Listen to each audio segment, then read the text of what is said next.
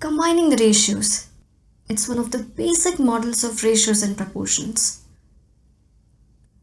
In this question, we have A is to B as 5 is to 3 and B is to C as 7 is to 4. We need to find A is to B is to C. It's like we have two individual ratios and we need to get the combined form of it. The answer cannot be 5 is to 3 is to 4 or 5 is to 7 is to 4. We cannot directly combine the ratios because even if the variable B is common among both the ratios, since their numbers are not common, we cannot combine them.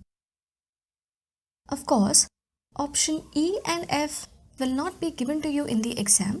This is only for our understanding.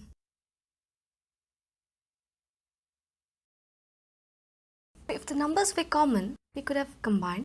So your next step is to make the numbers common.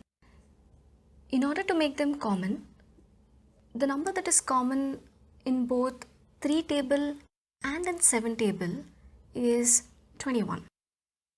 So let's multiply 3 with 7, so this becomes 21, and 7 with 3, so this also becomes 21. But if I multiply a part of a ratio with a number, the next half of the ratio should also be multiplied by the same number. So 5 here should be multiplied by the same number 7, and 4 here should be multiplied by the same number 3. So 5 sevens, this becomes 35, and 4 threes, that's 12. Now the variable as well as the numbers are common, we can combine them directly. So the combined ratio is 35 is to 21 is to 12. Option B is the right answer.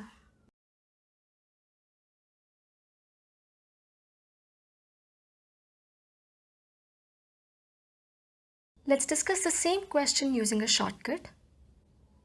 In order to apply the shortcut, it's important for you to write the given information in this order. That is, for B we have two different values, so I have taken one below the other. Remember the shortcut as a pattern. Now cross multiply the first two, 5 into 7, which is 35. Multiply the middle two, 3 into 7, that's 21.